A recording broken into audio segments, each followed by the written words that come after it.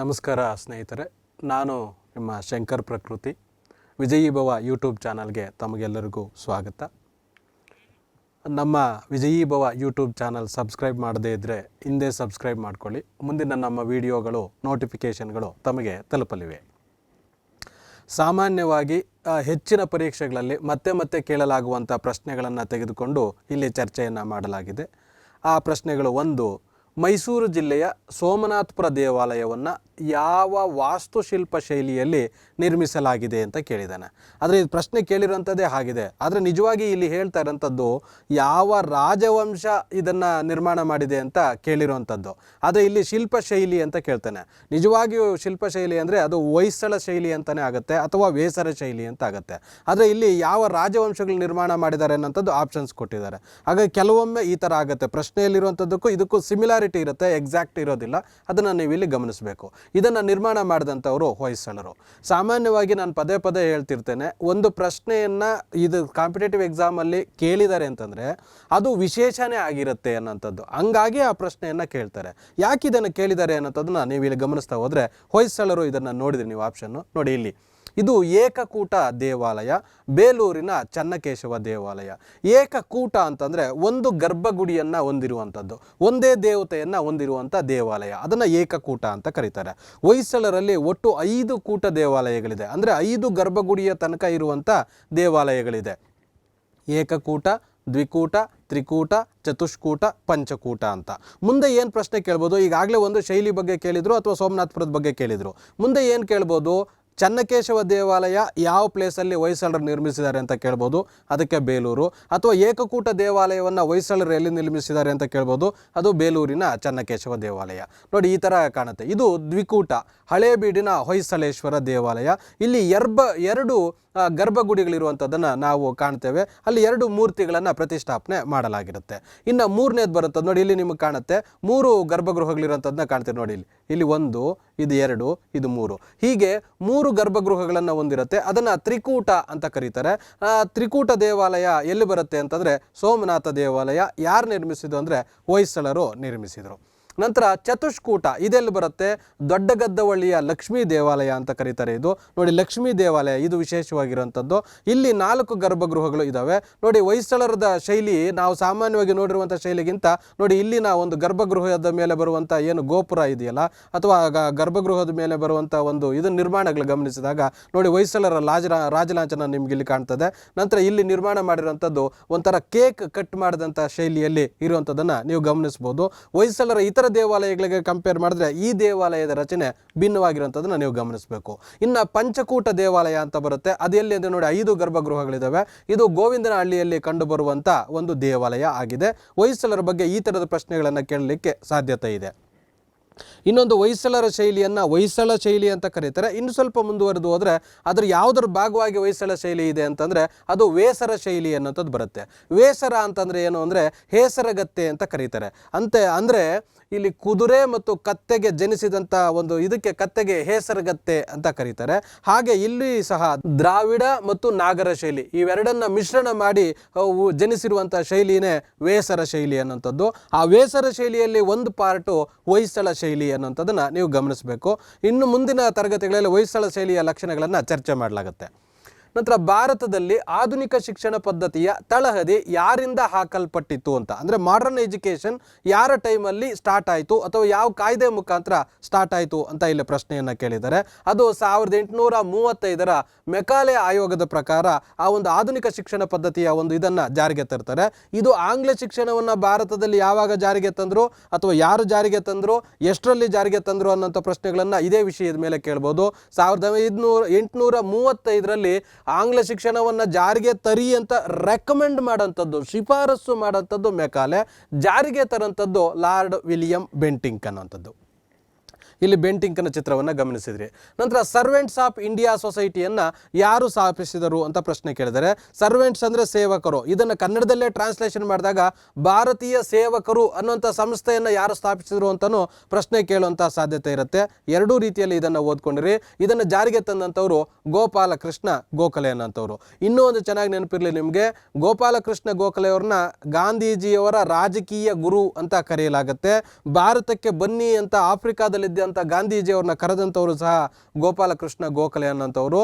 ನಂತರ ಈ servants of ಇಂಡಿಯಾದಲ್ಲಿ ಸದಸ್ಯರಾದಂಥವರಲ್ಲಿ ಅದರಲ್ಲಿ ಪ್ರಮುಖವಾಗಿ ಸರ್ಕಾರಿ ನೌಕರರು ಇದರ ಸದಸ್ಯರಾದರೆ ಅವರು ಅವರ ತಿಂಗಳ ವೇತನದಲ್ಲಿ 1 ದಿನದ ವೇತನವನ್ನು ಈ ಸಂಸ್ಥೆಗೆ ನೀಡಬೇಕು ಅನ್ನೋಂಥ ಒಂದು ಪದ್ಧತಿಯನ್ನು ಇವರ ಕಾಲದಲ್ಲಿ ನಿರ್ವಹಿಸಿದ್ರು. ಇಲ್ಲಿ ಗೋಪಾಲಕೃಷ್ಣ ಗೋಖಲೆ ಅವ್ರನ್ನ ನೀವು ಗಮನಿಸ್ತೀರಿ. ನಂತರ ಯಾರು ವೈಸ್ರಾಯ್ ಆಗಿದ್ದಾಗ ಭಾರತದ ರಾಜಧಾನಿಯನ್ನು ಕಲ್ಕತ್ತಾದಿಂದ ದೆಹಲಿಗೆ ಸ್ಥಳಾಂತರ ಮಾಡಿದ್ರು ಅಂತ ಪ್ರಶ್ನೆಯನ್ನು ಕೇಳಿದ್ದಾರೆ. ಇದಕ್ಕೆ ಸರಿಯಾದಂಥ ಉತ್ತರ ಲಾರ್ಡ್ ಹರ್ಡಿಂಜ್ ಅನ್ನೋಂಥದ್ದು. ಇದು ಪ್ರಶ್ನೆ ತುಂಬ ವಿಶೇಷವಾಗಿರೋಂಥದ್ದು, ಸುಮಾರು ಪ್ರಶ್ನೆ ಎಕ್ಸಾಮ್ಗಳಲ್ಲಿ ಕೇಳೋಂಥದ್ದು. ಯಾಕೆ ಇದನ್ನು ಕೇಳಿದ್ದಾರೆ ಅಂತಂದರೆ ತಾವಿಲ್ಲಿ ಗಮನಿಸ್ಬೋದು ಈ ಚಿತ್ರದಲ್ಲಿ ನೋಡಿ, ಇದು ಬಂಗಾಳದಲ್ಲಿ ಬರುವಂಥದ್ದು. ಕೋಲ್ಕತ್ತಾ ಮೊದಲಿಗೆ ಬ್ರಿಟಿಷರ ಒಂದು ಭಾರತದ ರಾಜಧಾನಿ ಆಗಿತ್ತು. ಇಲ್ಲಿಂದ ರಾಜಧಾನಿಯನ್ನು ಡೆಲ್ಲಿಗೆ ಶಿಫ್ಟ್ ಮಾಡಲಾಗತ್ತೆ ಬ್ರಿಟಿಷರು. ಯಾಕೆ ಶಿಫ್ಟ್ ಮಾಡ್ತಾರೆ ಅನ್ನೋದನ್ನು ನೀವು ಗಮನಿಸಿದ್ರೆ 1905ರಲ್ಲಿ ಬಂಗಾಳವನ್ನು ವಿಭಜನೆ ಮಾಡ್ತಾನೆ ಲಾರ್ಡ್ ಕರ್ಜನ್ ಅನ್ನೋಂಥವನು. ಯಾಕೆ ಅಂತಂದರೆ ಬಂಗಾಳದಲ್ಲಿ ಸುಶಿಕ್ಷಿತರ ಸಂಖ್ಯೆ, ಓದಿಕೊಂಡಂಥವರ ಸಂಖ್ಯೆ ಜಾಸ್ತಿ ಇತ್ತು. ಮತ್ತೆ ಪದೇ ಪದೇ ಬ್ರಿಟಿಷರು ಮಾಡುವಂಥ ಅನ್ಯಾಯಗಳ ವಿರುದ್ಧ ಬಂಗಾಳದಲ್ಲಿ ಅತಿ ಹೆಚ್ಚು ಹೋರಾಟಗಳು ನಡೀತಾ ಇತ್ತು. ಅಲ್ಲೇ ರಾಜಧಾನಿ ಆಗಿದ್ದರಿಂದ ಬಹಳ ಹೋರಾಟಗಳು ನಡೆಯೋದನ್ನು ತಡೆಯೋದಕ್ಕೆ ಅವ್ರ ಕೈಯಲ್ಲಿ ಆಗ್ತಾ ಇರಲಿಲ್ಲ. ಹಾಗಾಗಿ ಬಂಗಾಳದಲ್ಲಿರುವಂಥ ಅವರ ಒಗ್ಗಟ್ಟನ್ನು ಒಡೆಯಬೇಕು ಅಂತ ಹೇಳ್ಬಿಟ್ಟು ಬಂಗಾಳವನ್ನು ವಿಭಜನೆ ಮಾಡಿದರು. ಆದರೆ ಅನಂತರ ಕಾಲದಲ್ಲಿ ಏನಾಗಾಯಿತು, ಅದು ವಿಭಜನೆ ಮಾಡಕ್ಕೆ ಹೋಗಿದ್ದು ಹೋರಾಟ ದೊಡ್ಡ ಮಟ್ಟಕ್ಕಾಗಿ ಸ್ವದೇಶಿ ಚಳವಳಿ ಅನ್ನೋಂಥದ್ದು ಅಲ್ಲಿ ಆರಂಭ ಆಯಿತು. IAS ಅಲ್ಲೂ ಇತ್ತೀಚೆಗೆ ಇದಕ್ಕೆ ಸಂಬಂಧಪಟ್ಟಂಗೆ ಪ್ರಶ್ನೆಯನ್ನು ಕೇಳಿದ್ದಾರೆ.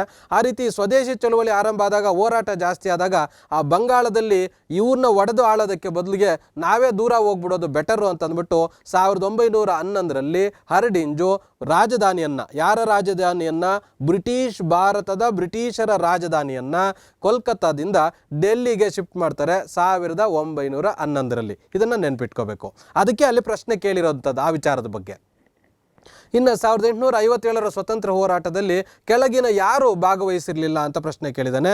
ಇದನ್ನು ಚೆನ್ನಾಗಿ ನೋಡ್ಕೋಬೇಕು. ಕಾಂಪಿಟೇಟಿವ್ ಎಕ್ಸಾಮ್ಸ್ ಇರಲ್ಲಿ ನಾವು ಸಾಮಾನ್ಯವಾಗಿ ಯಾರು ಭಾಗವಹಿಸಿದ್ದಾರೆ ಅಂತ ಕೇಳಿದ್ದಾರೆ ಅಂತ ಅಂದ್ಬಿಟ್ಟು ಟಕ್ಕಂತ ರಾಣಿ ಲಕ್ಷ್ಮೀಬಾಯಿ ಅಂತ ಹಾಕ್ಬಿಟ್ಟು ಹೋಗ್ಬಿಡ್ತೀವಿ. ಅದಕ್ಕೆ ಸ್ಪರ್ಧಾತ್ಮಕ ಪರೀಕ್ಷೆಗಳಲ್ಲಿ ಆನ್ಸರ್ ಮಾಡೋಂಥವ್ರು ಈ ಥರದ ಪ್ರಶ್ನೆಗಳಲ್ಲಿ ತುಂಬ ಕೇರ್ಫುಲ್ ಆಗಿರಬೇಕು. ಕ್ವಶನಲ್ಲಿ ಲಾಸ್ಟಲ್ಲಿ ಎಂಡ್ ಆಗುತ್ತಲ್ಲ ವರ್ಡು, ಅದು ಭಾಗವಹಿಸಿರಲಿಲ್ಲ, ಭಾಗವಹಿಸಿದ್ದಾರೆ, ಸಂಬಂಧಪಟ್ಟಿದೆ, ಸಂಬಂಧಪಟ್ಟಿಲ್ಲ, ಆ ಥರ ಯಾವುದಿದೆ ಅದನ್ನು ಕ್ಲೀನಾಗಿ ಅಬ್ಸರ್ವ್ ಮಾಡಬೇಕು.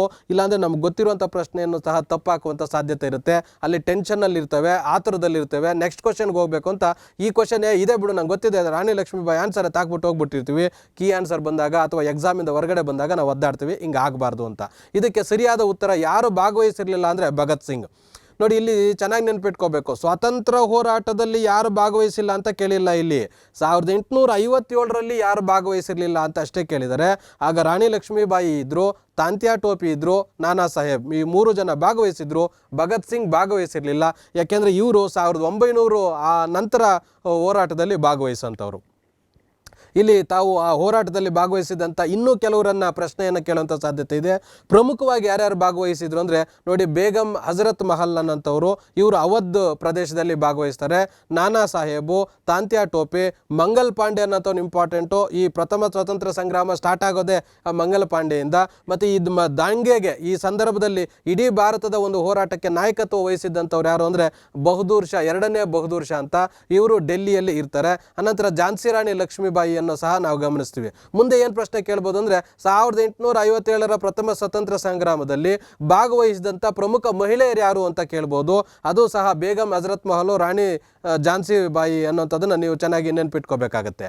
ನಂತರ ಸೂರ್ಯನ ಅತ್ಯಂತ ಹೊರಪದರವನ್ನು ಏನೆಂದು ಕರೆಯುತ್ತಾರೆ ಅಂತ ಪ್ರಶ್ನೆ ಕೇಳಿದ್ದಾರೆ.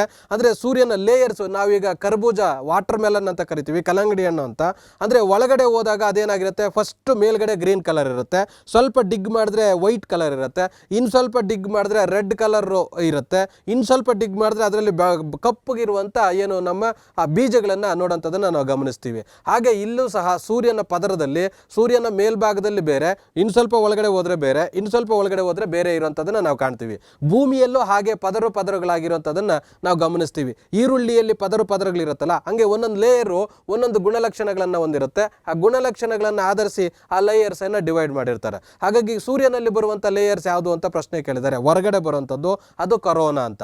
ಇದನ್ನಷ್ಟೇ ಓದ್ಕೊಂಡು ಹೋಗಬಾರ್ದು. ಆ ಕೊರೋನಾ ಹೆಂಗಿರುತ್ತೆ ಅಂತ, ಕೊರೋನಾ ಕಾಯಿಲೆ ಬೇರೆ, ಈ ಕೊರೋನಾ ಅನ್ನೋಂಥದ್ದು ಬೇರೆ. ನೋಡಿ, ಸೂರ್ಯನ ಒಳಗಡೆ ಲೇಯರ್ಸು, ಇದು ಕೇಂದ್ರ ಭಾಗದಲ್ಲಿ ಬರುವಂಥದ್ದು.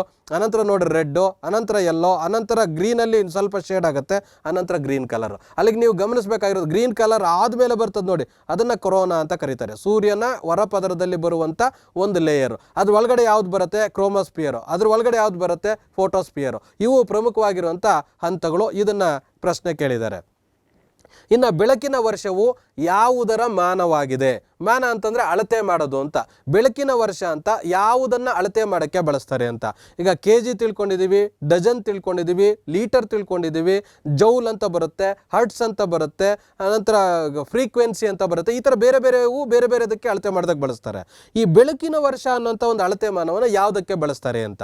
ಮೊದಲಿಗೆ ಬೆಳಕಿನ ವರ್ಷ ಅಂದರೆ ಏನು ಅಂದರೆ, ಒಂದು ಸೂರ್ಯನ ಕಿರಣ ಭೂಮಿಯನ್ನು ತಲುಪೋದಕ್ಕೆ 8 ಇದನ್ನು ತೆಗೆದುಕೊಳ್ಳುತ್ತೆ ಅಂತ ನಾವು ತಿಳ್ಕೊಂಡಿದ್ದೀವಲ್ಲ, ಹಾಗೆ ಸೂರ್ಯನ ಕಿರಣ ಹೋಗುವಂಥದ್ದು ಒಂದು ವರ್ಷ ನಿರಂತರವಾಗಿ ಚಲಿಸಿದ್ರೆ ಎಷ್ಟು ದೂರ ಹೋಗುತ್ತೋ ಅದನ್ನು ಬೆಳಕಿನ ವರ್ಷ ಅಂತ ಕರೀತಾರೆ. ಅದನ್ನು ಯಾವುದನ್ನು ಅಳಿಸೋದಕ್ಕೆ ಬಳಸ್ತಾರೆ ಅಂದರೆ ದೂರವನ್ನು, ತುಂಬ ದೂರ ಇರೋಂಥದ್ದನ್ನು. ಈಗ 100 ಕಿಲೋಮೀಟ್ರು ಗೊತ್ತಿದೆ, 500 ಕಿಲೋಮೀಟ್ರ್ ಗೊತ್ತಿದೆ. ಈಗ ಭೂಮಿಯಿಂದ ಸೂರ್ಯನ ಹತ್ರ ಹೋಗ್ಬೇಕಾದಾಗ ಎಷ್ಟು ದೂರ ಆಗುತ್ತೆ, ಅದೇ ರೀತಿ ಭೂಮಿಯಿಂದ ಸೂರ್ಯನ ಮೇಲೆ ಇರುವಂಥ ಇನ್ನೂ ಇತರ ಆಕಾಶಕಾಯಗಳನ್ನು ತಲುಪಬೇಕಾದ್ರೆ ಎಷ್ಟು ದೂರ ಆಗುತ್ತೆ ಅಂದರೆ ಕಿಲೋಮೀಟರ್ ಲೆಕ್ಕಗಳು ಸಾಕಾಗೋದಿಲ್ಲ. 1 ಕೋಟಿ ಕಿಲೋಮೀಟರ್ ಅಂದರೆ ಸಾಲೋದಿಲ್ಲ. ಅದಕ್ಕಿಂತ ನಂತರ 100 ಕೋಟಿ, ಅದಕ್ಕಿಂತ ನಂತರ ನಂಬರ್ ಕಡಿಮೆ ಆಗುತ್ತೆ, ಮತ್ತು ಅದು ಓದೋಕ್ಕೂ ಕಷ್ಟ ಆಗುತ್ತೆ. ಅದಕ್ಕೇನು ಮಾಡ್ತಾರೆ, ಅದನ್ನು ಈಸಿಯಾಗಿ ನೆನಪಿಟ್ಕೊಳ್ಳೋದಕ್ಕೋಸ್ಕರ ಬೆಳಕಿನ ವರ್ಷ ಅಂತ ಕರೀತಾರೆ. ಅದರ ಅರ್ಥ ಏನಪ್ಪ ಅಂದರೆ, ಒಬ್ಬ ಮನುಷ್ಯ ಒಂದು ದಿನದಲ್ಲಿ 100 ಕಿಲೋಮೀಟ್ರ್ ಹೋಗ್ತಾನೆ ಅನ್ನೋದಾದರೆ ಅವನು ಒಂದು ವರ್ಷದಲ್ಲಿ ಎಷ್ಟು ಕಿಲೋಮೀಟ್ರ್ ಹೋಗ್ತಾನೆ. ಹಾಗೆ ಸೂರ್ಯನ ಕಿರಣ ಒಂದು ನಿಮಿಷಕ್ಕೆ ಇಷ್ಟು ಕಿಲೋಮೀಟ್ರ್ ಸ್ಪೀಡಲ್ಲಿ ಹೋದರೆ ಒಂದು ವರ್ಷದಲ್ಲಿ ಎಷ್ಟು ಕಿಲೋಮೀಟ್ರ್ ದೂರ ಹೋಗುತ್ತೆ ಅಂತ ತಿಳ್ಕೊಳ್ಳೋದಕ್ಕೆ ಈ ಬೆಳಕಿನ ವರ್ಷ ಅನ್ನೋಂಥದ್ದನ್ನು ತುಂಬ ದೂರವಾಗಿರುವಂಥ ವಸ್ತುಗಳ ಒಂದು ಡಿಸ್ಟೆನ್ಸನ್ನು ಅಳಿಲಿಕ್ಕೆ ಬಳಕೆ ಮಾಡ್ತಾರೆ ಅನ್ನೋಂಥದ್ದು. ನೋಡಿ, ಇಲ್ಲಿ ಸೂರ್ಯನ ಕಿರಣ ಸೂರ್ಯನಿಂದ ಭೂಮಿಗೆ ಬರುವಂಥದ್ದಕ್ಕೆ 8 ನಿಮಿಷ ಆಗುತ್ತೆ ಅಂತ ನಾವು ಆಗಲೇ ತಿಳ್ಕೊಂಡಿದ್ದೀವಿ. ಆ ಥರ 8 ನಿಮಿಷ ಆದರೆ ಇನ್ನು ವರ್ಷ ಪೂರ್ತಿ ಹೋಗೋಂಥದ್ದಕ್ಕೆ ಎಷ್ಟಾಗುತ್ತೆ ಅನ್ನೋಂಥದ್ದು ಇದರ ಅರ್ಥ ಆಗಿದೆ ಅಂತ. ಇನ್ನು ಸೂರ್ಯನ ಕಿರಣ ಭೂಮಿಯ ಮುಟ್ಟಲು ಎಷ್ಟು ಸಮಯ ಬೇಕಾಗುತ್ತೆ ಅಂತ ಪ್ರಶ್ನೆ ಕೇಳಿದರೆ ಅದು 8 ನಿಮಿಷ ಈಗಾಗಲೇ ತಿಳ್ಕೊಂಡ್ವಿ. ಮೊದಲ ಜೋಡಿಯ ಹೋಲಿಕೆಯನ್ನು ಉಪಯೋಗಿಸಿ ಬಿಟ್ಟು ಹೋದ ಸ್ಥಳವನ್ನು ಕಂಡುಹಿಡಿಯಿರಿ ಅಂತ ಕೇಳಿದ್ದಾನೆ. ಇಲ್ಲಿ ರಾಯ್ಪುರ ಅಂತ ಇದೆ, ಅದದ್ದು ಏನು ಛತ್ತೀಸ್ಗಢ ಅಂತ ಕೊಟ್ಟಿದ್ದಾನೆ. ಉತ್ತರ ಪ್ರದೇಶಕ್ಕೆ ನೆಕ್ಸ್ಟ್ ಏನು ಅಂತ ಇದು ನಮ್ಗೆ ತುಂಬ ಕನ್ಫ್ಯೂಷನ್ ಆಗುತ್ತೆ. ರಾಯ್ಪುರಕ್ಕೂ ಛತ್ತೀಸ್ಗಢಕ್ಕೆ ಏನು ಸಂಬಂಧ ಇದೆಯೋ ಉತ್ತರ ಪ್ರದೇಶಕ್ಕೆ ಅದೇ ಸಂಬಂಧ ಇರೋಂಥದ್ದನ್ನು ಕಂಡುಹಿಡಿಬೇಕು ಅಂತ. ಇಲ್ಲಿ ನಮ್ಗೆ ಗೊತ್ತಿರಬೇಕಾಗಿರೋದು ರಾಜಧಾನಿಗಳು. ಭಾರತದಲ್ಲಿ ಇರುವಂಥ ಎಲ್ಲ ರಾಜ್ಯಗಳ ರಾಜಧಾನಿಗಳು ನಮಗೆ ಗೊತ್ತಿದ್ರೆ ರಾಯ್ಪುರ ಅನ್ನೋಂಥದ್ದು ಛತ್ತೀಸ್ಗಢಕ್ಕೆ ಒಂದು ರಾಜಧಾನಿ ಆಗಿದೆ. ಅದೇ ರೀತಿ ಉತ್ತರ ಪ್ರದೇಶಕ್ಕೆ ರಾಜಧಾನಿ ಯಾವುದು ಅನ್ನೋಂಥದ್ದು ಅದನ್ನು ಪ್ರಶ್ನೆಯನ್ನು ಇಲ್ಲಿ ಕೇಳಿರೋಂಥದ್ದು. ಅದಕ್ಕೆ ಲಕ್ನೋ ಸರಿಯಾದಂಥ ಆನ್ಸರ್. ಅದೇ ರೀತಿ ಋತುಗಳು ಯಾವುದರಿಂದ ಉಂಟಾಗುತ್ತೆ ಅಂತ ಪ್ರಶ್ನೆಯನ್ನು ಕೇಳಿದ್ದಾರೆ. ಇಲ್ಲಿ ನೋಡಿ, ತುಂಬ ಅದ್ಭುತವಾದಂಥ ಪ್ರಶ್ನೆ ಇದು. ಋತುಗಳು ಯಾವುದರಿಂದ ಉಂಟಾಗುತ್ತೆ, ರಾತ್ರಿ ಹಗಲು ಯಾವುದರಿಂದ ಉಂಟಾಗುತ್ತೆ, ಆಮೇಲೆ ಏನು ದಿನದ ವ್ಯತ್ಯಾಸ, ರಾತ್ರಿಯ ವ್ಯತ್ಯಾಸ ಅಥವಾ ಹಗಲಿನ ವ್ಯತ್ಯಾಸ ಟೈಮಿಂಗ್ ಇದೆಯಲ್ಲ ಅದ್ರ ವ್ಯತ್ಯಾಸ ಯಾವುದರಿಂದ ಆಗುತ್ತೆ ಅನ್ನೋಂಥ ಪ್ರಶ್ನೆಯನ್ನು ಕೇಳ್ತಾರೆ. ಋತುಗಳು ಅನ್ನೋಂಥದ್ದು ವೆರಿ ಇಂಪಾರ್ಟೆಂಟು, ನೀವು ಚೆನ್ನಾಗಿ ಗಮನಿಸ್ಬೇಕಿಲ್ಲಿ. ಸೂರ್ಯನ ಸುತ್ತು ಭೂಮಿ ಪರಿಭ್ರಮಣೆ ಮಾಡೋದು. ಭ್ರಮಣೆ ಬೇರೆ, ಪರಿಭ್ರಮಣೆ ಬೇರೆ. ಭ್ರಮಣೆ ಅಂದರೆ ತನ್ನ ಸುತ್ತ ತಾನು ಭೂಮಿ ಸುತ್ತತ್ತಲ್ಲ, ಅದನ್ನು ಭ್ರಮಣೆ ಅಂತ ಕರಿತೀವಿ. ಪರಿಭ್ರಮಣೆ ಅಂದರೆ ತನ್ನ ಸುತ್ತ ತಾನು ಸುತ್ತುತ್ತಾ, ಈಗ ಇದು ಸೂರ್ಯ, ಇದು ನೋಡಿ ಹಿಂಗೆ ನನ್ನ ಸುತ್ತ ನಾನು ಸುತ್ತುವಂಥದ್ದಾದರೆ ಇದು ಭ್ರಮಣೆ. ಪರಿಭ್ರಮಣೆ ಅಂದರೆ ತನ್ನ ಸುತ್ತ ತಾನು ಸುತ್ತಿಕೊಂಡು ಹೀಗೆ ಸುತ್ತಾಕೊಂಡು ಬರ್ತದಲ್ಲ, ಅದು ಪರಿಭ್ರಮಣೆ ಅಂತ. ಭೂಮಿ ಹಾಗೆ ಸೂರ್ಯನನ್ನು ಪರಿಭ್ರಮಣೆ ಮಾಡೋದ್ರಿಂದ ಋತುಗಳು ಉಂಟಾಗತ್ತೆ ಅಂತ. ನೋಡಿ, ಪರಿಭ್ರಮಣೆ ಅಂತ ಇನ್ನೊಂದು ಚೆನ್ನಾಗಿ ನೆನ್ಪಿಟ್ಕೋಬೇಕು ನೀವು. ಸೂರ್ಯನನ್ನು ಭೂಮಿ ಸುತ್ತಬೇಕಾದಾಗ ವೃತ್ತಾಕಾರದಲ್ಲಿ ಸುತ್ತುವುದಿಲ್ಲ, ಅಂಡಾಕಾರದಲ್ಲಿ ಸುತ್ತುತ್ತದೆ ಅಂತ. ಅಂಡ ಅಂದರೆ ಮೊಟ್ಟೆ ಅಂತ. ಮೊಟ್ಟೆ ನೋಡಿರ್ಬೋದು ನೀವು, ಒಂದು ಕಡೆ ದಪ್ಪ ಇರುತ್ತೆ, ಇನ್ನೊಂದು ಕಡೆ ಸಣ್ಣ ಇರುತ್ತೆ. ಹಾಗಾಗಿ ಅಂಡಾಕಾರದಲ್ಲಿ ನೀವು ಇಲ್ಲಿ ಗಮನಿಸ್ಬೋದು ನೋಡಿ, ಇದು ಅಂಡಾಕಾರ ಮೊಟ್ಟೆ ಆಕಾರದಲ್ಲಿ ಇದೆ ಅಂತ. ಅಂದರೆ ಸೂರ್ಯನನ್ನು ಹೀಗೆ ಸುತ್ತಾಕತ್ತೆ ಭೂಮಿ. ಇಲ್ಲಿಗೆ ಹತ್ತಿರ ಬಂದಾಗ ನಿಮಗೆ ಸಾಮಾನ್ಯವಾಗಿ ಗೊತ್ತಾಗುತ್ತೆ, ಸೂರ್ಯನಿಗೆ ಈ ಥರ ಸುತ್ತುವಂಥ ಸಂದರ್ಭದಲ್ಲಿ ಹತ್ತಿರ ಬಂದಾಗ ಬೇಸಿಗೆ ಕಾಲ, ದೂರ ಹೋದಂಥ ಸಂದರ್ಭದಲ್ಲಿ ಅದು ಚಳಿಗಾಲ. ಇದೆರಡನ್ನು ನೆನಪಿಟ್ಕೊಂಡ್ರೆ ಇನ್ನು ಪರಿಭ್ರಮಣೆ ಸೀಸನ್ಸ್ ಯಾಕೆ ಉಂಟಾಗ್ತಾ ಇದೆ ಅಂದರೆ ಸೂರ್ಯನನ್ನು ಸುತ್ತುತ್ತಾ ಇರೋದ್ರಿಂದ. ಯಾರು ಸುತ್ತುತ್ತಾ ಇರೋದ್ರಿಂದ? ಭೂಮಿ ಸುತ್ತುತ್ತಾ ಇರೋದ್ರಿಂದ. ಇದನ್ನು ಚೆನ್ನಾಗಿ ನೆನಪಿಟ್ಕೋಬೇಕು. ಆಪ್ಷನ್ಸ್ ಕೊಡ್ತಾರೆ, ವಾಲಿಕೊಂಡಿರುವುದರಿಂದ, ರಾತ್ರಿ ಹಗಲು ಆಗುವುದರಿಂದ, ಈ ಥರ ಬೇರೆ ಬೇರೆ ಆಪ್ಷನ್ಸ್ ಕೊಡ್ತಾರೆ. ಅದೇ ಋತುಗಳು ಬೇಸಿಗೆಗಾಲ, ಮಳೆಗಾಲ, ಚಳಿಗಾಲ, ವಸಂತಕಾಲ ಅಂತ ಉಂಟಾಗೋದಕ್ಕೆ ಕಾರಣ ಏನು ಅಂದರೆ ಭೂಮಿ ಸೂರ್ಯನನ್ನು ಪರಿಭ್ರಮಣೆ ಮಾಡ್ತಾ ಇರೋದು ಅಂತ ಸರಿ ಉತ್ತರ. ಇನ್ನು ಕೆಳಗಿನವುಗಳಲ್ಲಿ ಯಾವುದು ಏಕದಳ ಧಾನ್ಯ ಅಲ್ಲ ಅಂತ ಕೇಳಿದ್ದಾರೆ. ನಾನು ಆಗಲೇ ಹೇಳಿದೆ, ಏಕದಳ ಧಾನ್ಯ ಅನ್ನೋಂಥದ್ದು ಆನ್ಸರ್ ಅಂತ ಕೊಂಡ್ಕೊಂಡು ನಾವು ಸುಮ್ಮನೆ ಹೋಗ್ಬಿಡ್ತೀವಿ. Last word very important. ಎಲ್ಲ ಎಕ್ಸಾಮ್ಸಲ್ಲೂ ಧಾನ್ಯ ಅಲ್ಲದೆ ಇರೋದು ಯಾವುದು? ಇಲ್ಲಿ ಆಪ್ಷನ್ಸನ್ನು ಕೊಟ್ಟಿದ್ದಾರೆ. ಸರಿಯಾದಂಥ ಉತ್ತರ ಬೇಳೆಕಾಳುಗಳು. ಯಾಕೆ ಬೇಳೆಕಾಳು ಅಂದರೆ ಅದನ್ನು ದ್ವಿದಳ ಧಾನ್ಯಗಳು ಅಂತ ಕರಿತೀವಿ. ದಳ ಅಂದರೆ ಎರಡು ಭಾಗ ಆಗುವಂಥದ್ದು, ಪೀಸ್ ಆಗುವಂಥದ್ದು ಅಂತ. ಏಕದಳ ಅಂದರೆ ಪೀಸ್ ಆಗದೇನೆ ಇರೋಂಥದ್ದು, ಒಂದೇ ಇರೋದು ಅಂತ. ದ್ವಿದಳ ಅಂದರೆ ಎರಡು ಪೀಸ್ ಆಗುವಂಥದ್ದು ಅಂತ. ಇದನ್ನು ಹಾಗೆ ಓದ್ಕೊಂಡ್ರೆ ಗೊತ್ತಾಗೋದಿಲ್ಲ, ಅದನ್ನು ಒಂದ್ಸರಿ ನೋಡ್ಬಿಡೋಣ. ನೋಡಿ ಇಲ್ಲಿ ನೋಡಿ, ಇದು ಒಂದೇ ಆಗಿದ್ದಂಥದ್ದು ಅನಂತರ ಬೇಳೆಯಾಗಿ ಡಿವೈಡ್ ಆಗುತ್ತೆ. ಇದು ಒಂದೇ ಆಗಿದ್ದಂಥದ್ದು ಬೇಳೆಯಾಗಿ ಡಿವೈಡ್ ಆಗುತ್ತೆ. ಹಾಗಾಗಿ ಒಂದಿರುವಂಥದ್ದು ಈ ಥರ ಇತ್ತು, ಕಾಳು ಇತ್ತು, ಅದನ್ನು ಈಗ ಏನು ನಾವು ಇವುಗಳನ್ನು ಬೇರೆ ಬೇರೆ ಕಾಳುಗಳು, ಈ ಕಡಲೆ ಬೀಜ ಅಂತ ಇರುತ್ತೆ, ಕಡಲೆ ಬೀಜ ಅಂತ ಶೇಂಗಾ ಬೀಜ ಅಂತ ಕರಿತೀವಿ. ಈ ಥರ ಒಂದೇ ಆಗಿರುತ್ತೆ. ಅದರ ಮೇಲಿರುವಂಥ ಸಿಪ್ಪೆಯನ್ನು ತೆಗೆದಾಗ ಅದು ಎರಡಾಗಿ ಬೇಳೆ ಆಗುತ್ತೆ. ಹಾಗೆ ಬೇಳೆ ಆಗುವಂಥದ್ದಕ್ಕೆ ದ್ವಿದಳ ಅಂತ ಕರಿತೀವಿ. ಈಗ ಗೋಧಿ ನೀವು ಇಲ್ಲಿ ಗಮನಿಸ್ತಾ ಇದ್ದೀರಿ, ಅದು ಒಂದೇ, ಅದನ್ನು ಭಾಗ ಮಾಡಲಿಕ್ಕೆ ಆಗೋದಿಲ್ಲ, ಅದಕ್ಕೆ ಏಕದಳ. ಅದ್ರ ಕೆಳಗಡೆ ಮುಸ್ಕಿನ ಜೋಳವನ್ನು ನೀವು ಗಮನಿಸ್ತಾ ಇದ್ದೀರಿ, ಅದನ್ನು ಸಹ ಡಿವೈಡ್ ಮಾಡೋಕ್ಕಾಗೋದಿಲ್ಲ, ಅದು ಒಂದೇ. ಏಕದಳ ಅಂದರೆ ಒಂದೇ ಆಗಿರುವಂಥದ್ದು, ದ್ವಿದಳ ಅಂದರೆ ಎರಡು ಬೇಳೆಗಳಾಗಿ ವಿಭಾಗ ಹೊಂದುವಂಥದ್ದು ಅಂತ. ಇನ್ನು ಅಂಧರಿಗೆ ಓದುವ ಸಾಧನವನ್ನು ಕಂಡುಹಿಡಿದವರು ಯಾರು ಅಂತ. ನಾವು ಕಣ್ಣಿರುವಂಥವ್ರು ಅಕ್ಷರಗಳನ್ನು ನೋಡ್ಕೊಂಡು ಓದ್ತೀವಿ, ಆದರೆ ಕಣ್ಣಿಲ್ಲದೆ ಇರುವಂಥವ್ರು ಓದೋದು ಹೇಗೆ? ಆ ಓದೋದಕ್ಕೆ ಒಂದು ವಿಧಾನವನ್ನು ಕಂಡುಹಿಡಿದಿದ್ದಾರೆ. ಆ ವಿಧಾನ ಕಂಡುಹಿಡಿದಂಥವ್ರು ಯಾರು ಅಂತ ಇಲ್ಲಿ ಪ್ರಶ್ನೆ ಕೇಳಿದ್ದಾರೆ. ಕೇಳಿರೋಂಥದ್ದು ಪ್ರಶ್ನೆಗೆ ಉತ್ತರ ಯಾವುದಪ್ಪ ಅಂದರೆ ಲೂಯಿಸ್ ಬ್ರೈಲ್ ಅಂತ. ಅದಕ್ಕೆ ಅದನ್ನು ಬ್ರೈಲ್ ಲಿಪಿ ಅಂತಲೇ ಕರಿತೀವಿ. ಕನ್ನಡ ಲಿಪಿ, ಇಂಗ್ಲೀಷ್ ಲಿಪಿ, ಹಿಂದಿ ಲಿಪಿ ಇದ್ದಂಗೆ ಬ್ರೈಲ್ ಲಿಪಿ ಅನ್ನೋಂಥದ್ದು ಒಂದಿದೆ. ಆ ಬ್ರೈಲ್ ಲಿಪಿ ಹೇಗಿರುತ್ತಪ್ಪ ನೋಡಿ, ಇಲ್ಲಿ ಗಮನಿಸಬೇಕು. ಅದನ್ನು ಕಂಡುಹಿಡಿದಂಥವ್ರು ಲೂಯಿಸ್ ಬ್ರೈಲ್ ಅನ್ನೋದನ್ನ ಚೆನ್ನಾಗಿ ನೆನ್ಪಿಟ್ಕೋಬೇಕು.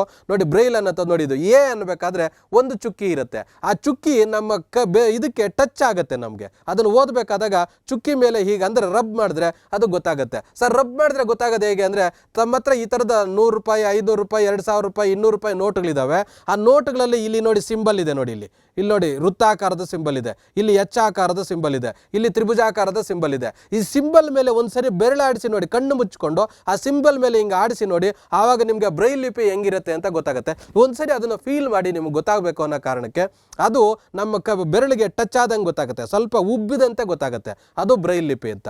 ನೋಡಿ ಈ ಥರ ಎಲ್ ಶೇಪು, ಆ ಥರ ಒಂದು ಯು ಶೇಪು, ಕೆ ಶೇಪು, ಈ ಥರದವುಗಳನ್ನು ಬ್ರೈಲ್ ಲಿಪಿಯಲ್ಲಿ ಕಂಡುಹಿಡಿತಾನೆ ಲೂಯಿ ಬ್ರೈಲ್ ಅನ್ನೋಂಥದ್ದು. ನಂತರ PSLV ಕೆಳಗಿನ ಯಾವುದನ್ನು ಪ್ರತಿನಿಧಿಸುತ್ತೆ ಅಂತ, ಅಂದರೆ ಎಕ್ಸ್ಪ್ಯಾನ್ಷನ್ ಮಾಡಿರೋಂಥದ್ದು. ನೋಡಿ ಇಲ್ಲಿ PSLV ಅನ್ನೋಂಥದ್ದನ್ನು ಕನ್ನಡದಲ್ಲೂ ಕೊಡುವಂಥ ಸಾಧ್ಯತೆ ಇದೆ. PSLV ಅನ್ನೋಂಥ ಅಬ್ರಿವೇಷನ್ ಏನು ಅಂತಂದರೆ ಪೋಲಾರ್ ಸ್ಯಾಟಿಲೈಟ್ ಲಾಂಚಿಂಗ್ ವೆಹಿಕಲ್ ಅಂತ.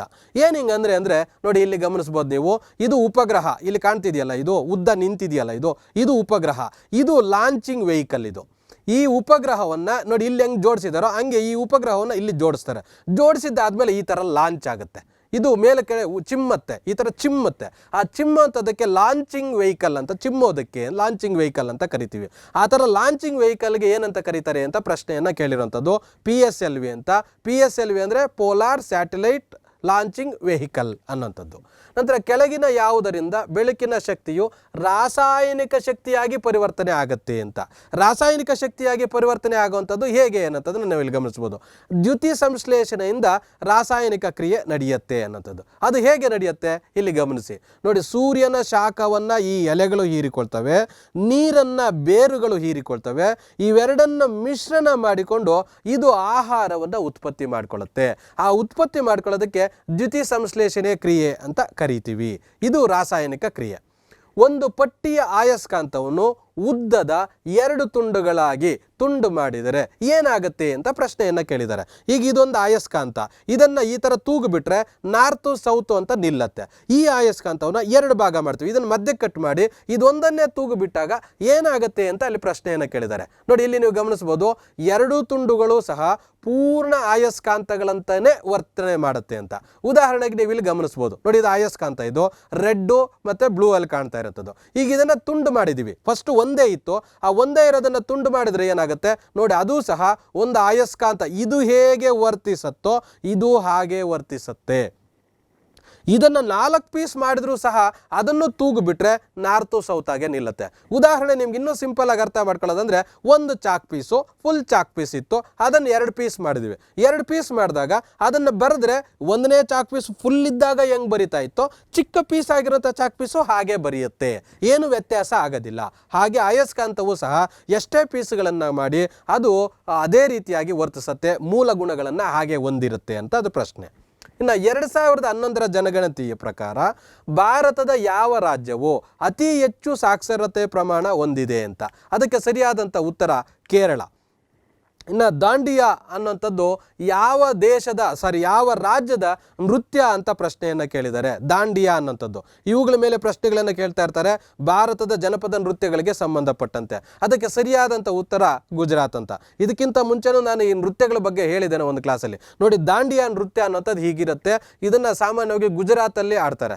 ಕೋಲುಗಳನ್ನು ತೆಗೆದುಕೊಂಡು ಈ ರೀತಿಯ ನೃತ್ಯವನ್ನು ಪುರುಷರು ಮಹಿಳೆಯರು ಇಬ್ಬರು ಒಟ್ಟಿಗೆ, ನಂತರ ಕೋಲು ಇಲ್ಲದೇನೂ ಮಾಡುವಂಥದ್ದನ್ನು ಕಾಣ್ತೇವೆ. ಆದರೆ ಪ್ರಮುಖವಾಗಿ ಕೋಲು ಇರುವಂಥದ್ದಕ್ಕೆ ಇದು ತುಂಬ ಖ್ಯಾತವನ್ನು ಗಳಿಸಿದೆ. ಇನ್ನು ಕನ್ನಡ ವಿಶ್ವವಿದ್ಯಾಲಯ ಎಲ್ಲಿ ಸ್ಥಾಪಿತವಾಗಿದೆ ಅಂತ ಪ್ರಶ್ನೆಯನ್ನು ಕೇಳಿದರೆ ಅದು ಹಂಪಿಯಲ್ಲಿ ಸ್ಥಾಪನೆ ಆಗಿರೋಂಥದ್ದು. ಇದನ್ನು ಸಂಶೋಧನಾ ವಿಶ್ವವಿದ್ಯಾಲಯ ಅಂತಲೂ ಕರಿತೀವಿ. ರಿಸರ್ಚ್ ಮಾಡಲಿಕ್ಕೆ ಅಂತ ಇದರಲ್ಲಿ ಹೆಚ್ಚು ಪ್ರಾಶಸ್ತ್ಯವನ್ನು ನೀಡಲಾಗಿದೆ. ಈ ಹಂಪಿ ವಿಶ್ವವಿದ್ಯಾಲಯ ನೆಕ್ಸ್ಟ್ ಏನು ಕೇಳ್ಬೋದು, ಹಂಪಿ ವಿಶ್ವವಿದ್ಯಾಲಯದ ಲೋಗೋವನ್ನು ಕೊಟ್ಟು ಈ ಲೋಗೋ ಯಾವ ವಿಶ್ವವಿದ್ಯಾಲಯದ ಲೋಗೋ ಅಂತ ಕೇಳ್ಬೋದು. ಅಥವಾ ಆ ಲೋಗೋದ ನುಡಿ ಇರುತ್ತಲ್ಲ ಅದು ಏನಂತ ಕೇಳ್ಬೋದು. ಈಗ ನೀವು ಇಲ್ಲಿ ಗಮನಿಸಿ ನೋಡಿ, ಹಂಪಿ ವಿಶ್ವವಿದ್ಯಾಲಯದ ಲೋಗೋದಲ್ಲಿ ಮಾತೆಂಬುದು ಜ್ಯೋತಿರ್ಲಿಂಗ ಅಂತ ಇದೆ. ಪ್ರಶ್ನೆ ಏನು ಕೇಳ್ಬೋದು, ಮಾತೆಂಬುದು ಜ್ಯೋತಿರ್ಲಿಂಗ ಅನ್ನೋಂಥದ್ದು ಯಾವ ಎಂಬ್ಲಮ್ ಅಲ್ಲಿ ಯಾವ ಯೂನಿವರ್ಸಿಟಿಯ ಇದರಲ್ಲಿ ಕಂಡು ಬರುತ್ತೆ ಅಂತ ಪ್ರಶ್ನೆಯನ್ನು ಕೇಳುವಂಥ ಸಾಧ್ಯತೆ ಇರುತ್ತೆ. ಇನ್ನು ಬೀಜಿಂಗ್ ಯಾವ ದೇಶದ ರಾಜಧಾನಿಯಾಗಿದೆ ಅಂತ. ಈ ದೇಶಗಳ ರಾಜಧಾನಿಯನ್ನು ಕೇಳ್ತಾರೆ ಸಾಮಾನ್ಯವಾಗಿ. ಇದು ಚೀನಾ ದೇಶದ ರಾಜಧಾನಿ ಆಗಿದೆ ಅನ್ನೋಂಥದ್ದು. ನಂತರ ದ ಆರ್ಗ್ಯುಮೆಂಟೇಟಿವ್ ಇಂಡಿಯನ್ ಇದು ಯಾರ ಆತ್ಮಕಥನ ಅನ್ನೋಂಥ ಪ್ರಶ್ನೆಯನ್ನು ಕೇಳಿದ್ದಾರೆ. ಇದು ತುಂಬ ಪ್ರಮುಖವಾದಂಥ ಕೃತಿಯಾಗಿದೆ. ಇದು ಅಮರ್ತ್ಯ ಸೇನ್ ರವರ ಒಂದು ಕೃತಿಯಾಗಿದೆ. ಅಮರ್ತ್ಯ ಸೇನ್ ಅವ್ರನ್ನ ಈ ಚಿತ್ರದಲ್ಲಿ ಕಾಣ್ತಾ ಇದ್ದೀರಿ. ಇವರು ನೊಬೆಲ್ ಪ್ರಶಸ್ತಿಯನ್ನು ಪಡೆದಂಥ ಅರ್ಥಶಾಸ್ತ್ರಜ್ಞ. ನೆಕ್ಸ್ಟ್ ಏನು ಕೇಳ್ಬೋದು, ಅಮರ್ತ್ಯ ಸೇನ್ ಅವರಿಗೆ ನೊಬೆಲ್ ಪ್ರಶಸ್ತಿ ಸಿಕ್ಕಿದೆ ಯಾವುದರಲ್ಲಿ ಅಂತ ಕೇಳ್ಬೋದು, ಅಥವಾ ಯಾವ ಕೃತಿಗೆ ಸಿಕ್ಕಿದೆ ಅಂತ ಕೇಳ್ಬೋದು, ಅಥವಾ ದ ಆರ್ಗ್ಯುಮೆಂಟೇಟಿವ್ ಇಂಡಿಯನ್ ಅನ್ನೋಂಥದ್ದು ಯಾವುದಕ್ಕೆ ಸಂಬಂಧಪಟ್ಟಂಥ ಕೃತಿ, ಸೋಷಿಯಾಲಜಿನ, ಹಿಸ್ಟ್ರಿನ, ಎಕನಾಮಿಕ್ಸ, ಪೊಲಿಟಿಕಲ್ ಸೈನ್ಸ್ ಅಂತಾನು ಕೇಳಬಹುದು. ಗೂಗ್ಲಿ ಎಂಬ ಪದವು ಈ ಕೆಳಗಿನ ಯಾವುದಕ್ಕೆ ಸಂಬಂಧಪಟ್ಟಿದೆ ಅಂತ. ಇದ್ರ ಮೇಲೆ ಸಾಕಷ್ಟು ಬಾರಿ ಪ್ರಶ್ನೆಗಳನ್ನು ಕೇಳ್ತಿರ್ತಾರೆ. ಈಗ ಚೆಕ್ ಅಂತ ಯಾವುದರಲ್ಲಿ ಬರುತ್ತೆ, ಯಾವ ಆಟದಲ್ಲಿ ಬರುತ್ತೆ, ಗೋಲ್ ಅಂತ ಯಾವ ಆಟದಲ್ಲಿ ಬರುತ್ತೆ, ಈ ಥರ ಬಟರ್ಫ್ಲೈ ಅನ್ನೋಂಥದ್ದು ಯಾವ ಸ್ಪೋರ್ಟ್ಸಲ್ಲಿ ಬರುತ್ತೆ, ಈ ಥರದ ಪದಗಳನ್ನು ಪದೇ ಪದೇ ಕೇಳ್ತಾ ಇರ್ತಾರೆ. ಈ ಗೂಗ್ಲಿ ಅನ್ನೋಂಥದ್ದು ಕ್ರಿಕೆಟ್ ನೋಡುವಂಥವ್ರಿಗೆ ತುಂಬ ಗೊತ್ತಿರುತ್ತೆ. ಇದು ಗೂಗ್ಲಿ ಸ್ಪಿನ್ ಬೌಲಿಂಗಲ್ಲಿ ಮಾಡುವಂಥ ಸಂದರ್ಭದಲ್ಲಿ ಈ ಗೂಗ್ಲಿ ಬಾಲನ್ನು ಎಸಿತಾರೆ. ಇದು ಕ್ರಿಕೆಟಲ್ಲಿ ಬಳಕೆ ಮಾಡುವಂಥ ಪದ. ನೋಡಿ ಇಲ್ಲಿ ಗಮನಿಸ್ತೀರಿ ನೀವು, ಗೂಗ್ಲಿ ಅನ್ನೋಂಥದ್ದು ನೋಡಿ ಈ ಥರ ಹಿಡಿತಾರೆ. ಬೌಲಿಂಗ್ ಮಾಡುವಂಥ ಸಂದರ್ಭದಲ್ಲೇ ಈ ಬೆರಳುಗಳಲ್ಲಿ ಹೇಗೆ ಹಿಡ್ಕೋತಾರೆ ಬಾಲು ಅನ್ನೋಂಥದ್ದು ಇಂಪಾರ್ಟೆಂಟು. ಹಿಡ್ಕೊಳ್ಳೋ ಜೊತೆಗೆ ಆ ಥರ ಸ್ಪಿನ್ ಮಾಡಿದಂಥ ಸಂದರ್ಭದಲ್ಲಿ ನೋಡಿ, ಸಾಮಾನ್ಯವಾಗಿ ಇಲ್ಲಿ ಪಿಚ್ ಬಿದ್ದಿದೆ, ಪಿಚ್ ಬಿದ್ದು ಮಾಮೂಲಿ ಆದರೆ ಅದು ಸ್ಟ್ರೈಟ್ ಹೋಗಬೇಕು. ಬಟ್ ಗೂಗ್ಲಿ ಬಾಲಲ್ಲಿ ನೋಡಿ ರೈಟ್ಗೆ ಟರ್ನ್ ಆಗ್ತಾ ಇದೆ, ಸ್ಪಿನ್ ಆಗ್ತಾ ಇದೆ. ಅದು ವಿಧಾನ, ಅದು ಗೂಗ್ಲಿಯಲ್ಲಿ ಬರುವಂಥ ಒಂದು ವಿಶೇಷ. ಇನ್ನು ಭಾರತದಲ್ಲಿ ಡ್ಯುರಾಂಡ್ ಕಪ್ ಕೆಳಗಿನ ಯಾವ ಕ್ರೀಡೆ ಅಥವಾ ಆಟದೊಂದಿಗೆ ಸಂಬಂಧ ಹೊಂದಿದೆ ಅಂತ. ಇದನ್ನು ಮತ್ತೆ ಮತ್ತೆ ಪ್ರಶ್ನೆಯನ್ನು ಕೇಳ್ತಿರ್ತಾರೆ. ಒಂದು ಕಪ್ಪನ್ನು ಕೊಟ್ಟು ಈಗ IPL ಅನ್ನೋಂಥದ್ದು ಯಾವ ಆಟಕ್ಕೆ ಸಂಬಂಧಪಟ್ಟಿದ್ದು, ಪ್ರೋ ಅನ್ನೋಂಥದ್ದು ಯಾವ ಆಟಕ್ಕೆ ಪ್ರೋ ಕಬಡ್ಡಿ ಅನ್ನೋಂಥದ್ದಕ್ಕೆ ಸಂಬಂಧಪಟ್ಟಿದ್ದು. ಹೀಗೆ ವಾಲಿಬಾಲು, ಫುಟ್ಬಾಲು ಈ ಥರದ ಬಗ್ಗೆ ಪ್ರಶ್ನೆಗಳನ್ನು ಕೇಳ್ತಿರ್ತಾರೆ. ಅದು ಸಂಬಂಧಪಟ್ಟಿರೋಂಥದ್ದು ಫುಟ್ಬಾಲ್ಗೆ, ಡ್ಯುರಾಂಡ್ ಅನ್ನೋಂಥದ್ದು. ನೋಡಿ ಫುಟ್ಬಾಲ್ ಚಿತ್ರವನ್ನು, ನಂತರ ಡ್ಯುರಾಂಡ್ ಕಪ್ಪನ್ನು ನೀವು ಸಹ ಇಲ್ಲಿ ಗಮನಿಸ್ಬೋದು. ಇನ್ನು ಭಾರತ ಸಂವಿಧಾನದಲ್ಲಿ ನಮೂದಿಸಲಾದ ಮೂಲಭೂತ ಹಕ್ಕುಗಳನ್ನು, ಎಷ್ಟು ಹಕ್ಕುಗಳಿದ್ದಾವೆ, ಯಾವ್ಯಾವ ಹಕ್ಕುಗಳು, ಯಾವ ಹಕ್ಕು ಏನು ಹೇಳುತ್ತೆ, ಇವೆಲ್ಲವನ್ನ ಪ್ರಶ್ನೆ ಕೇಳಿದ್ದಾರೆ. ಇನ್ನು ಮುಂದೆ ಏನು ಕೇಳ್ಬೋದು ಅಂದರೆ ಅವುಗಳನ್ನು ಸಂರಕ್ಷಣೆ ಮಾಡೋಂಥವ್ರು ಯಾರು, ಮೂಲಭೂತ ಹಕ್ಕುಗಳನ್ನು ಅಂತ.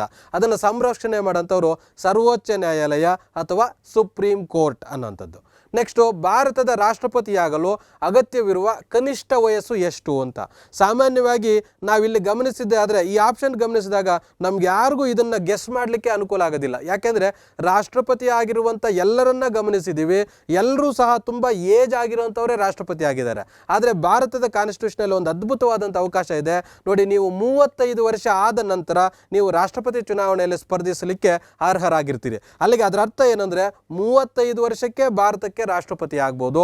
ಆದರೆ ಸಾಮಾನ್ಯವಾಗಿ ರಾಷ್ಟ್ರಪತಿ ಆಗಿರುವಂಥವರೆಲ್ಲ 50 ವರ್ಷ, 60 ವರ್ಷ, 70, 80 ವರ್ಷ ಆಗಿರುವಂಥವ್ರು ರಾಷ್ಟ್ರಪತಿಗಳು ಆಗ್ತಿದ್ದಾರೆ. ಆದರೆ ಗೆಸ್ ಮಾಡಲಿಕ್ಕಿಲ್ಲ, ಅವಕಾಶ ಇಲ್ಲ.